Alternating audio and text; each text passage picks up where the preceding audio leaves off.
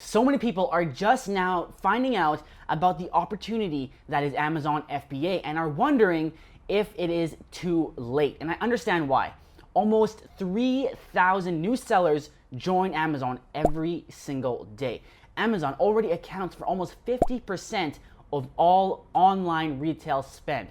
There's over 5 million Amazon sellers today, and some people will tell you that after Amazon takes their cut, the profit margins are just too low. And that's just to name a few of the scary headlines.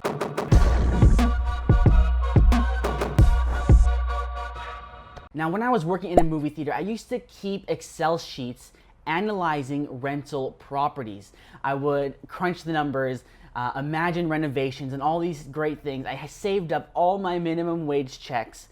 But as soon as I would read a blog post about the scary future of the real estate market, I would curl up in a ball, shelf my dreams, and I would go back to my job scooping popcorn. And I cycled through those stages for years. And needless to say, I currently do not own any rental properties. Now, I tell you that because I know what it feels like to be right on the edge of jumping at an opportunity, but then getting spooked right at the last second. It's not that I was afraid necessarily of getting into real estate. I was pretty confident with what I knew, but I was just uncertain and not confident about the opportunity in itself. So because of that, I'm gonna get right to the facts for you. First, for the hard truth.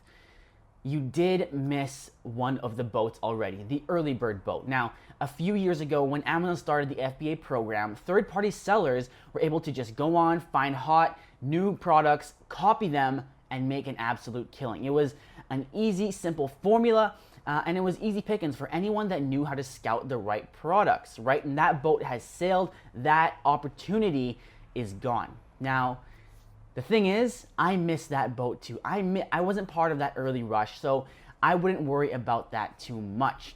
What I would worry about is the huge behemoth ship that is pulling up right now. Now, let's revisit those scary headlines. According to eMarketers.com, Amazon is going to do $258 billion in US sales this year. That is 49%, almost half of all e-commerce in the States. So to put that in perspective, that is more than all other e-commerce websites in the States combined. Now here's where it gets crazy. 68% of that $258 billion is from third-party Amazon sellers. That is $176 billion in third-party sales. So third-party sellers have generated $176 billion, I almost said million, $1 billion in sales this year. So how is that possibly good news for you as a new seller joining the platform? Well, it's the fact that Amazon, as big as it is, still only makes up 5% of total retail sales. So e-com king, but still very small in terms of total retail. Here's the thing. Think about Amazon. Amazon is still growing rapidly with no signs of slowing down, right? Jeff Bezos' seed is still sprouting, far from full bloom. Now, think about the way it's evolving. As more people start to, use e-commerce as their daily way of purchasing goods, as the new generation that's growing up right now becomes accustomed to filling their fridge or buying groceries by telling Alexa, hey Alexa, fill my fridge. I hate you all. Unplug me now. Right? As Amazon expands to more marketplaces around the globe, it'll just continue to explode long after Jeff Bezos' time. We are still in its infancy. So on to scary headline number 2. Over 2,975 people join Amazon as a seller every single day. Okay? Every single day, almost 3,000 new sellers. Now, that's true, but that is a worldwide statistic for their 12 marketplaces, right? US, Canada, UK, Mexico, Germany, all their marketplaces combined. Now, as a new seller, you're probably only looking to start selling on US, UK, or Canada. Those are the top 3 sites that I help people start selling on. So you are not competing with the entire marketplace, right? In 2017, only 300,000 people joined the US marketplace, right? And that's their biggest marketplace, obviously. Only 300,000 new sellers. So when we get to the next point here, you'll understand why that's not too bad at all. Scary headline number 3, there are over 5 million total Amazon sellers, okay? 5 million seller accounts out there worldwide. But get this, only 1.7 million of them actually have a product listed on their storefront, okay? So out of 5 million, only 1.7. So that means that roughly 35%, only 35% of people that create an Amazon seller account actually start selling something worldwide. Okay, now that touches on something that I wanted to mention, the drop-off rate for new sellers. I see it every single day, right? People join Amazon and they're chasing that first boat. That boat I told you sailed away, that promised fast cash with, you know, minimal work. They're chasing that boat. And when they find out that, hey, that's gone and this is actually really hard, they drop off, right? And they quit. And those people make up 75% of your so feared competition, right? So if you are gonna be a serious Amazon seller that understands you're getting into something that's gonna be difficult, that's gonna take some time, but it's gonna be worth doing, then really you're not competing with 5 million people. You're only competing with 35% of people, right? And those 35% people that actually list a product, they will drop off, right? Because inside the 35% people that list a product, probably 50% of them are people that are chasing a cash grab. So really, the competitive field for people that understand what they're getting into, that understand that they're trying to build a bigger brand, it's really slim, right? All the noise out there about, you know, too competitive, too many people are joining, those too many people are not people that are going to be competing with you in the long run. Scary headline number 4. Profit margins are low after Amazon takes the seller fees. So here's the fun part. How lucrative is Amazon really? That's a big question, right? So check this out. I already told you that in 2017, 300,000 third-party sellers joined the Amazon US website. But in the same year, 140,000 people hit the 100,000 revenue mark. So 300,000 people join, 140,000 people cross the 100,000 revenue mark. But what's even more impressive than that is a report by Feed Advisor that says that 40% of third-party sellers are currently making $250,000 or more per year in revenue. Now, let that one sink in. 2 out of every 5 third-party sellers that are selling are making $250,000 in revenue or more. But, of course, that means nothing if the margins are low. So what do profit margins really look like for Amazon FBA sellers? So please excuse the fact that I'm going to be referencing my laptop here because there's a lot of numbers I'm about to throw at you.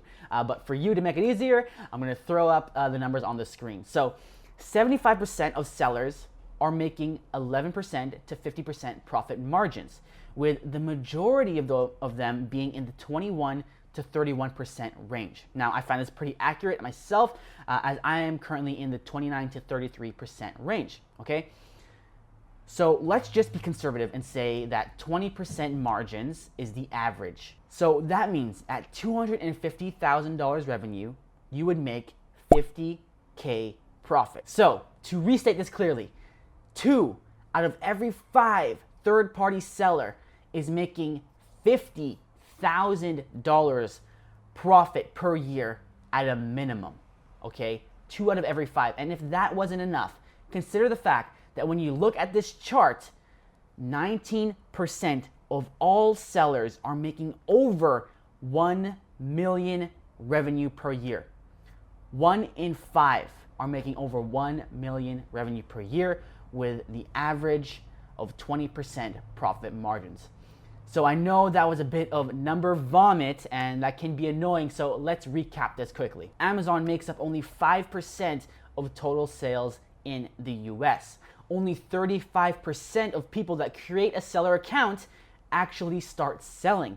Of the people that are selling, 40% of them are making $250,000 per year or more, and the average profit margin is between 21% and 31%. So you tell me, is it too late to start selling on Amazon? When everyone knows about an opportunity, it's already too late. Now, I see variations of this comment all the time in regards to Amazon. But the thing is, the masses don't know about this opportunity yet. They don't, like, think about this. If you were to tell your Uncle Tom or your high school friend Sandra that you were gonna start an Amazon FBA business, what would they say? Most people would say, what's that, right? Of all the little local entrepreneur meetups I've done, and of all the business owners I personally know from my time as a B2B salesperson, I'd say maybe 2 to 5% would actually know what the FBA program is, right? And sure, there are 300,000 new sellers joining in the US every year right now. But there are 543,000 new small businesses in the US started every month. So there are almost double the amount of small businesses started every month than there are new Amazon sellers every single year.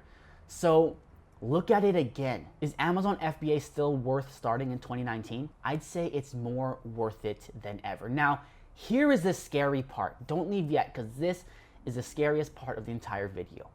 I will probably be making the same exact video in 2020, in 2021, in 2023, and it'll most likely be the same answer. The only difference is it'll be just a little more saturated than it is today. So don't let that regret hit you in the face. The same way people say, oh, I wish I started in 2014. They will be saying, oh, I wish I started in 2018, in 2019. The Amazon FBA opportunity is not going away. It's not going anywhere. You just have to be courageous enough to take that first step. And I understand it seems overwhelming and it's easy to get lost. So if you need help getting started, knowing how to put that right foot in front of the left foot and move little by little, then click the link in the description of this video, the top link there. It is my free 1-hour masterclass. I go over the top 3 secrets that will make sure you succeed in 2019 and forward by building out an actual Amazon FBA brand.